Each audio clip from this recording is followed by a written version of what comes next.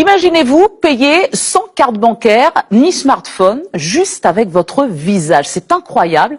Ça se passe en Chine et c'est possible dans une centaine de points de vente. C'est un système qui utilise des terminaux de reconnaissance faciale. Souriez pour payer. Souriez, vous êtes filmé. Les clients de cette chaîne de boulangerie chinoise n'ont plus à mettre la main à la poche pour payer leur baguette. Une simple pause devant la caméra et le logiciel de reconnaissance faciale débite directement leur compte bancaire. Je n'ai pas besoin de venir avec mon téléphone mobile. Je peux sortir, faire des courses sans rien prendre. Ce n'était pas possible ni avec la première étape de paiement liquide, ni avec le paiement mobile. Cette chaîne de supermarchés va encore plus loin. Dès l'entrée du magasin, cette caméra en haut à gauche enregistre le visage des clients. En Chine, faire ses courses, c'est un peu explorer le futur. Une fois ses emplettes terminées, cette cliente n'a qu'à prendre la pause. Son visage est identifié, son compte débité.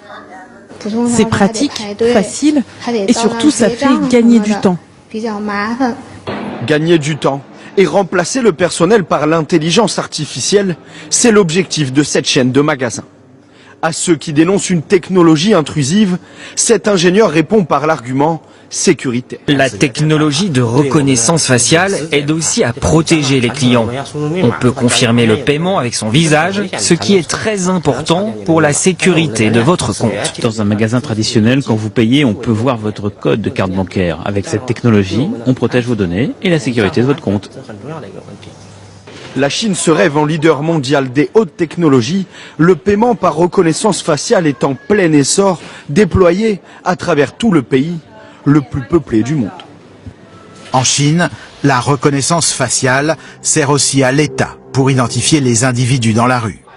Leurs faits et gestes sont répertoriés par informatique. Ainsi, des citoyens se sont vus fichés sur la liste noire du pays, leur visage exposé au public. Ils n'avaient tout simplement pas payé leur place de cinéma.